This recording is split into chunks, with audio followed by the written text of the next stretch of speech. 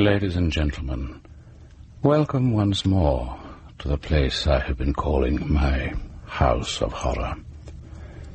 There is another place, however, that many people, rightly or wrongly, regard as a house of horror. I mean, their dentists. Personally, I can never understand this dread of the dentist. After all, he's an expert with years of experience probing inside people's heads. All you need to do is to trust him. You're at his mercy, of course, but he doesn't want to hurt you. Unless, of course, he happens to bear a grudge against you.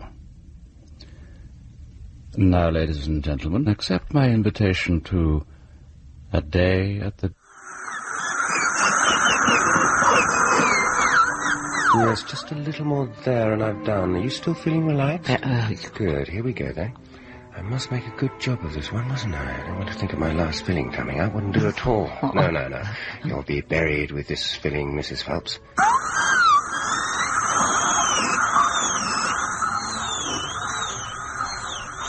I'm terribly sorry, Mr. Peters, but Mr. Charles is retiring this week. Well, didn't you get a letter? Well, yes, today. I'm sorry. I don't know how we could have overlooked you. Doctor... Yes, he's giving up the house with a practice. Dr. Maybury is taking over, a very capable man. Of course, Mr. Charles made sure of that, so if you'd like... Yes, to phone on Monday, you'll be able to arrange with him. Yes, I am sorry. Oh, goodbye. Can I help you? Can you fit me in this afternoon? Fillings come out. Well, I'm terribly sorry, but I'm afraid... I know it's short notice, but I don't mind paying over the odds well over if you like. Well, it's not a matter of money, Mr... Houseman, Fred Houseman, I am on your books. Well, I'm sorry, I don't remember... Well, I was 10 years ago. I've never taken myself off, so I should still be there, shouldn't I? Do you mean to say you haven't been to the dentist? I've got perfect teeth. It's only this one, look. Well, hey? Well, I'm very sorry, Mr. Houseman. If you are on our list, you should have had a letter. I'm afraid Mr. Charles is retiring early. He's on his last patient now, in fact. If you'd like to ring on Monday... But it's only 4 o'clock. Surely you can fit me in. I'll pay. I'm sorry, but he gave instructions. Will you come in now, please, Betty? Yes, Mr. Charles. I'll ask him, but I really don't think he'll have the time. Wait there, please. Amalgam, Betty. 3 will do, I think. Now, I'm just going to put this thing round the tooth a little wider. All right? Someone's turned up wanting emergency treatment, Mr. Charles. I told him I didn't think he could deal with him, but he's very persistent. No, I really haven't the time. Not too tight? The removals people are due in the morning. I must help my wife finish off. Yes, of course. Is he one of ours? Well, he says he is. He had a filling 10 years ago, but he hasn't been here since. Says he has perfect teeth. Has he indeed? So what does he want with me? Here we go, Mrs. Phelps, all right? He says the filling's come out. Can't have been one of mine, then. What's his name? Houseman, Fred Houseman. I'm terribly sorry, Mrs. Phelps. Careless of me. All right? Nearly done. Fred Houseman. Do you remember him? Oh, yes. There we are. All done now. I'll just take this out. Now, bite gently. Again. Now, grind your teeth together. That's good. Again. Splendid. Now, just rinse your mouth out now. I'll finish off, Betty. Go and tell Mr. Houseman that I'll be pleased to see him. Are you sure? Oh, yes. Quite sure. Oh, very well. Mr. Charles says he can fit you in. Oh, thank God for that. Oh, you don't know what it takes for me to go to a dentist? Would like to fill in this form? Oh, Is that why you haven't been for so long? I tell you, my teeth are perfect. No, I had a bad experience when I was young, you know. No, I'm not afraid of anything else, you know. I do everything. Rock climbing, potholing, and here I am in a muck sweat. Oh, ridiculous. You'd be surprised how common it is. Well, common it may be, but I'm not. I don't run with the herd, you know. No. May I have the form? Yep. Thank you. Mr. Charles won't keep you long. He's just finishing. Oh, I hope so. Oh, can't stand the waiting. I just wanted to get the damn thing done with. If it makes you feel any better, he has a special technique. Don't you? I know about his technique. Why do you think I'm here? He still doesn't use the needle, does he? Oh, Mr. Charles doesn't believe in local anaesthetics if at all possible. No, what he does... Right. No, I hate the needle worst of all. Well, that's why I went to him in the first place. All my life, I've been obsessive about dental hygiene. You know what I mean? What, to keep the damn dentists away. And it did too. Till I broke a damn tooth. I must say, though, Mr. Charles did a good job. 10 years ago, that was. And I can still remember the state I was when I came in that door. God, I'm sure. Once I was sat in that chair. Oh, you know, somehow he got me relaxed, you know. Hypnotism, is it? What does he do? I really don't know. He says music is very important. Yes, well, I don't give a damn how he does it, as long as he does it again today. Oh, thank God I was in the neighbourhood. Oh, you no longer live here? But I've written it on here, haven't I? Epsom. Nice little place. Detached. Pony in a paddock for little Polly. That's my daughter. All my own work. Started off with nothing. No rich daddy for me, you know. I thought you said he wasn't going to be long. Bye, Mr. Charles. Oh, Mrs. Phelps, if you just sign here before you go. Yes, of course. Should I pay now? No, I'll send you a bill as usual. Your letter will be forwarded on. Such a pity he's going. He's been so good. Dr. Mabry is very highly spoken of, you know. Well, I hope he's half as good as Mr. Charles. Goodbye. Goodbye, Mrs. Phelps. Betty, Yes, Mr. Charles. you can send Mr. Houseman in now. Very well. If you go straight in. Right. Ah, Mr. Houseman, come in. Look, before you start, there's something you ought to know. But I do, Mr. Houseman. What? I know all about you. You remember me? Oh, yes, of course. Well, after 10 years? I remember you, Mr. Houseman. Well, yeah, I did kick up a bit of a fuss, I suppose. You did indeed. I've never known such a bad case of odontoatrophobia. Is that what you call it? Fear of the dentist, yes. But I managed to get you to relax, didn't I? Oh, I still don't know how you did it. Do sit down. No, not there. In the easy chair. That's it.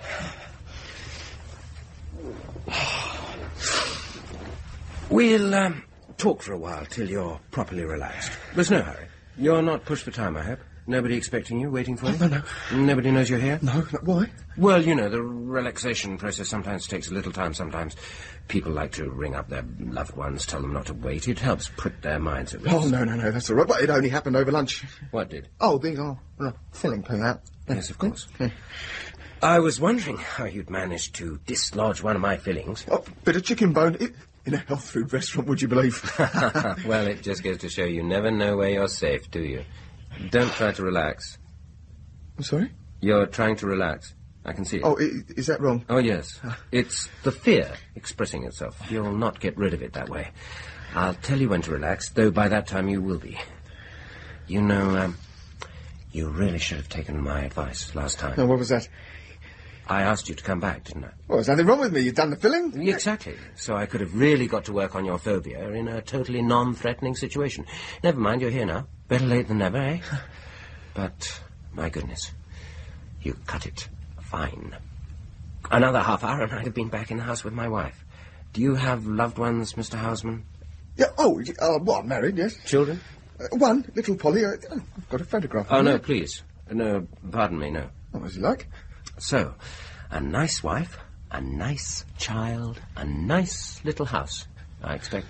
Where's that? Epsom, and not so little, actually. No, I see by your dress you're in fair way of business, if you don't mind me saying so. Oh, I'm glad it shows. Yes, I'm sure you are. Like to wear your successes on your sleeve, don't you? Well, it's a matter of confidence. If you want to put yourself over... Look, Yes? Is all this necessary? I mean, I'd really like to get this treatment finished. Of course you would. That's another symptom of your anxiety. No, I mean, I'm a busy man, Mr. Charles. Not at the moment, though, are you? You just told me. Oh, no. No, so it's just anxiety, you see. And that's what I have got to get rid of. You comfortable in that chair? As comfortable as I'd like to be in a dentist surgery. Well, you'll get used to it. So, what were you doing this afternoon? I'm sorry? You had lunch with a client, was it, or, Yeah, with a business contact. His treat, so I couldn't tell him I'd lost a filling on his damn chicken bone. Damn nuisance, actually. I'd planned to spend a nice afternoon in town. You didn't want to get back to your nice house, give your wife a surprise, take her some flowers, perhaps? What do you mean? Well, just getting you talking. Part of the process. Well, no. Well, I planned since I was in town. I thought I'd walk through the park or something. Nice weather, you know. I know. It's nice to feel fancy-free sometimes. Look, I've got a feeling. Yes? That, well, you're getting at me in some kind of way. Digging at me, is that what you're doing? Is it annoying you? Yes, as a matter of fact, I think it damn well is. Why didn't I go home to my wife? And what was I going to do in the park? Look, I've come to get you to put your filling back, not Good. Good. Not good that you saw through my little boy, but good that it's working. Ploy. Getting the anger out, or rather transmitting a little of the anxiety into anger. It loosens you, you might say. It makes it easier to take it out, like extracting a tooth, loosening the roots first before you... Please, don't... Sorry. Just testing. No, actually, I quite understand how pleasant it can be, especially for a busy man like yourself, to find yourself with an afternoon all of your own. Takes you back to your childhood, like playing truant. Forbidden fruit, eh? You walk through St. James's Park, say, or perhaps Hyde Park would be better. More chances there. Sun shining, no worries, no appointments, ready for anything that might come your way, is that right? You're trying to make me angry again. Yes. Yes, actually, I'm a happily married man with a lovely wife. Did I say you weren't? Look, I don't think this is working. What, Mr. Houseman? This, therapy or whatever it is. How do you know it's not? I can feel it, can't I? Eh? I don't know what you did last time, but you didn't do it like this. It's not working. You're wasting my time and I'm getting fed up. Forget the therapy. Just give me a new fill-in and be done with it. Shall I tell you what's happening now? Look, do you understand? I understand that you have no intention of sitting in that chair, let alone letting me anywhere near your teeth. What's happening is that your fear is getting scared, feeling vulnerable. Do you know how they used to drive the devil out of people they thought were possessed? They taunt the devil to loosen him up, twist him this way and that, and to dislodge him. And when he felt his roots beginning to slip, that devil would get really angry. Then the exorcist knew he was winning. We don't call them devils anymore, of course. We use psychiatric terms for them. But the principle is the same. Get them scared and they get angry. Do you really think your phobia would let you get into that chair? No, he'll let you get almost into it. Then he'll find something else for you to get angry about, and you'll storm out swearing to sue me or something. Nothing I can do about it. I can't put them in straight jackets, can I? They'll never go to a dentist again. They let their teeth rot in private. You want to leave? No, get on with it. Well done. So what now? Well, I think a little music. Music? Do you have any preferences? What music do you play when you want to forget unpleasant things in Yeah, life? I don't have much time for music. Oh, come on now. Everyone has time for music, if only as wallpaper. Put it this way. You've taken a nice young lady out to a restaurant. Nice meal, rather pricey, but you hope it's going to be worth the money. Taxi back to your place for a brandy to show her your collection of Toby jugs. What the hell? Sorry? How did you know? No what? About my Toby jugs. Have I hit a bullseye? Well, I never. I must be getting onto your wavelength. That's a very good sign. Is it? Certainly. This is going to be a success, Mr. Houseman. After today, you'll never worry about going to the dentist again. I guarantee that. Yeah, I must have mentioned it last time. Yes, of course. And I've held it in my unconscious all these years, waiting for this moment. Isn't the mind a strange thing?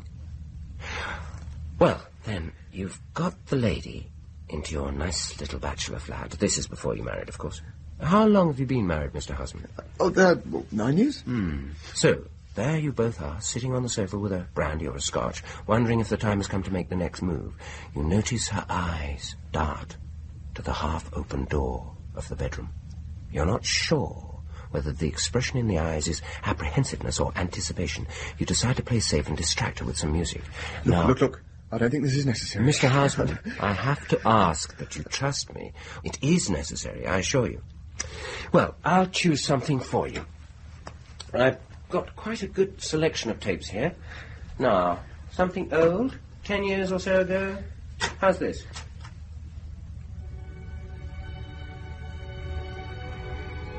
I used to have that album.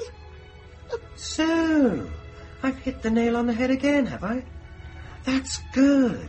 Because you see, Mr. Houseman, there's an interesting parallel to be drawn between you, say, and your younger days, of course, before you became a happily married man with a sweet little child and a nice, not-so-little house in Epsom, between you trying to coax a young lady into your bed and me trying to coax a patient, you, for instance, into my dentist's chair.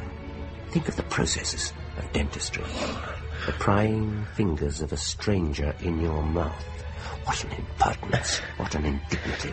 And then worse still, the dreadful machinery of filling, of extraction. Unclench your hands, Mr. Houseman. You have to talk about it. Yes, I do, trust me. So you see, what am I to you but a potential rapist, intent on assaulting your most secret, most vulnerable places? Some fool of a dentist mistreated you as a child, forced your mouth open, perhaps, regardless of your cries, to insert his instincts. Don't try to relax. And now, here am I trying to persuade you into the same situation again. No fear, says you're unconscious. You'll not catch me again. And however much I tell you that this time is different, that the past is over, that this time you might even enjoy it, your unconscious won't believe me. Because, for the unconscious, the past is never over, and the present is only the past happening all over again. Do you understand?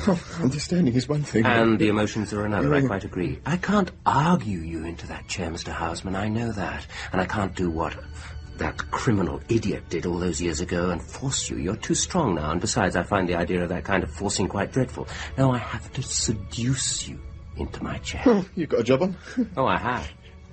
But think back again to that night, that hypothetical night when you persuaded the young lady back to your flat to look at your Toby jugs.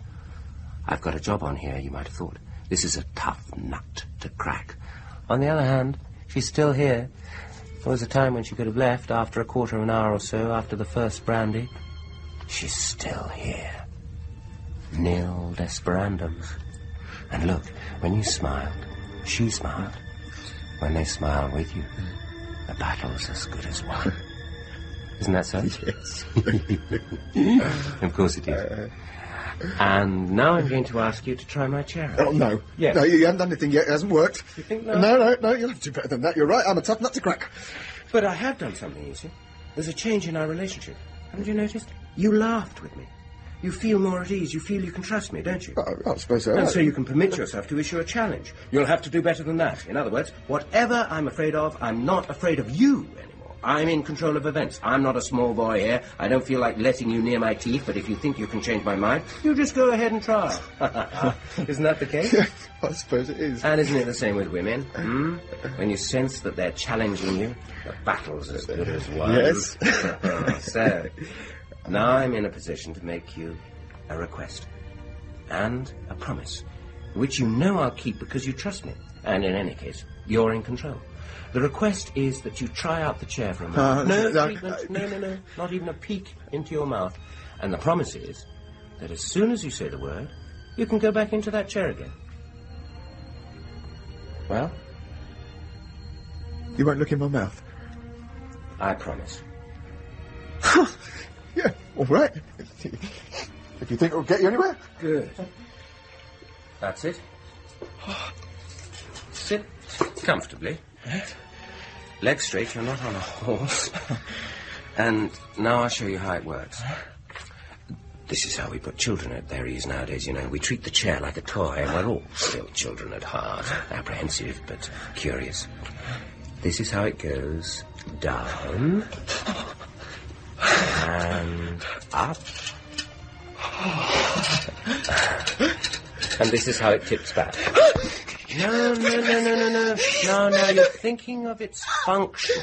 You don't need to do that. For present purposes, this chair is just a chair. Its function is to be comfortable. Is it comfortable? How can I make it more comfortable? Back a little? Up a little? Back a little. Like that? Is that better? Yes. A little more? No, right. Now, you're sure you're comfortable? What if it was just a chair? But it is just a chair. You're going to sit there and then you're going to leave it. Now, we're doing very well. Next stage, I want you to slip this on. Huh? What is it? Well, it's a sort of apron. It protects you. Mr. Houseman, do you trust me? Yes. Of course you do. Now, just put your arms through... That's right. Never mind the tapes, I'll bring them round here. That's right. Just relax. Look, I think I'd like to just... A minute or two, Mr. Houseman, just a couple of minutes. Excuse me, just a moment. Just lie there and relax. Betty? You want me in now, Mr. Charles? No, Betty, I've decided no treatment is necessary. What? We're just going to talk a little longer, so you can go home now. Are you sure, Mr. Yes, Charles? quite sure. Don't bother to clear up, just go. Drop in the morning and we'll settle things. Very well, Mr. Charles. Oh, and Betty? Yes, Mr. Charles? On your way out, will you ask my wife to come to the surgery? Tell her I have a surprise for her. A surprise? She'll understand. I'll tell her. Thank you. Goodbye, Betty. Goodbye, Mr. Charles. Look what's going on. What? What do you mean no treatment necessary? You haven't even looked in my mouth. Oh, that was just to get her to go home. She's a very conscientious... Why do you want her to go home? You can't do anything without her. Oh, I can, believe me. We're likely to be here for some time, you know. You wouldn't have the poor girl missing herself. Time? I don't understand. Look. I want to get down now. Aha! Do you hear that? I want to get down now. Straight from your childhood, that came, that awful childhood when you got that nasty dentist. All right, get down.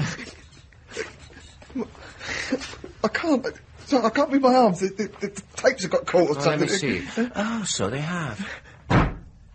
That's Betty leaving. She's gone into the house to fetch my wife. Will you hurry up and let me out? Oh, look at that. The tapes have got all tied together. Get them untied then. What are you doing down there? Just strapping your ankles, Mr. Houseman, so that you don't kick. There. This. Yes? This is a straitjacket. A sort of straitjacket, yes. I had it made specially. Oh, my God, nurse! Betty! She won't hear. You can't hear anything in here from the house, and anyway, she's probably on her way home by now, and the windows are very well double-glazed, as you can see. Don't worry. My wife will be here any moment. She's dying to meet What are you. you talking about? What the hell is going on? You let me get out of this! You let me go! It's no use struggling, you know. That thing's very strong. We've tested it. We? Oh, look, if this is part of your so-called therapy, I've had enough of it now. I am getting...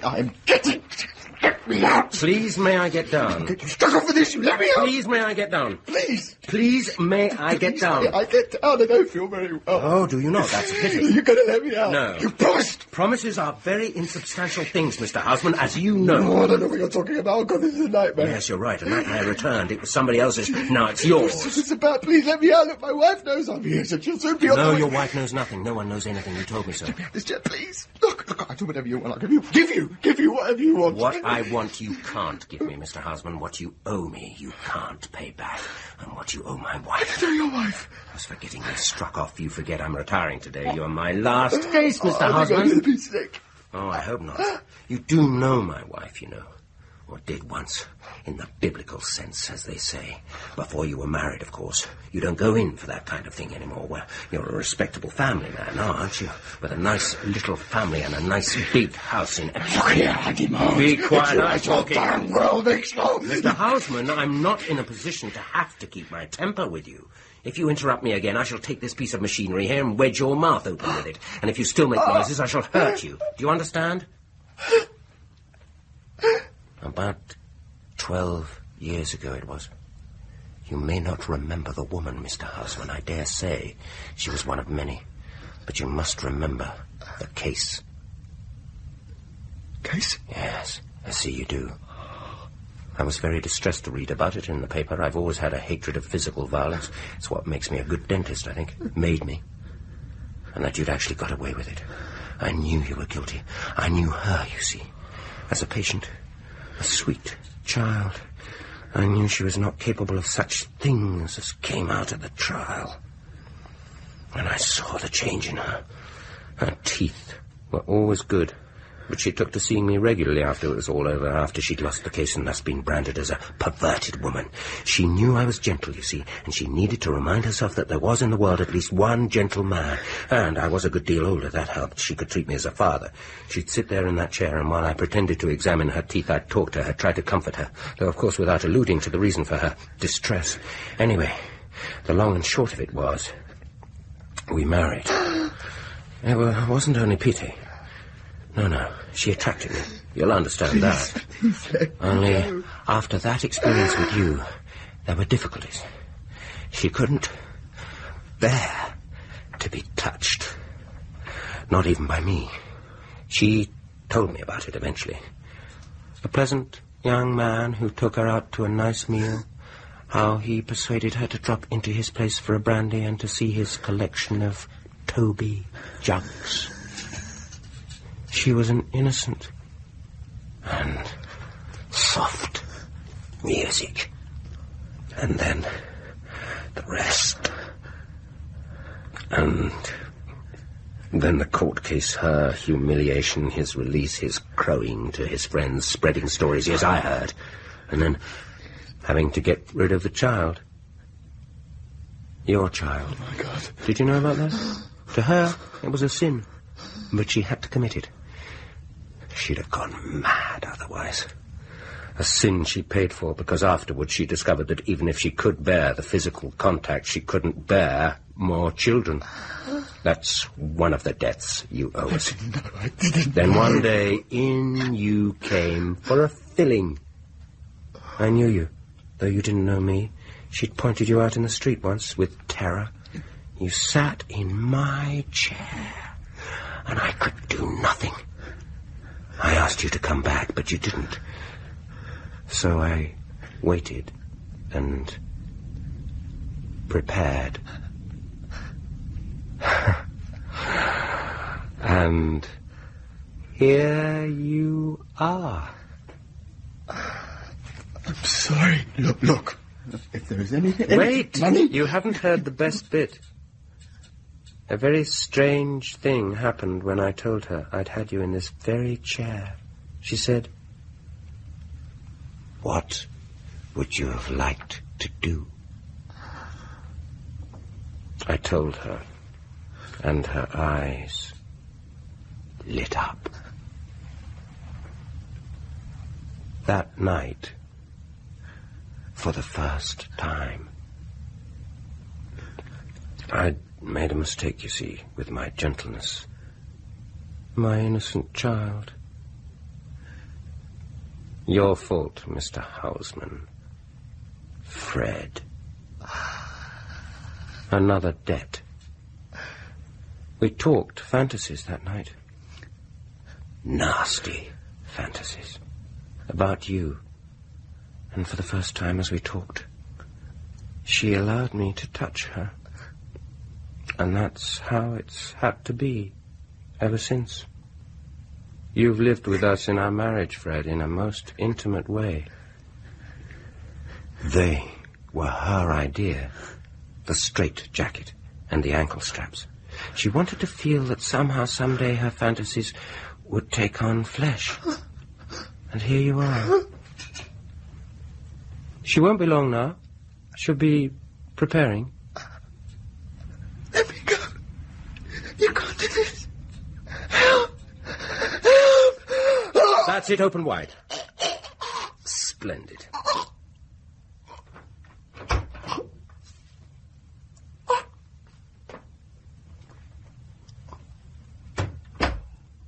Come in, my dear. See who's come to visit us. Isn't she beautiful, Mr. Houseman? Fred, isn't she?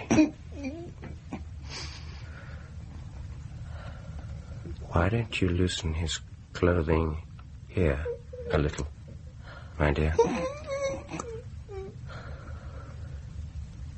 That'll do for the present. Now, where shall we start? You first, my dear. This is your treat.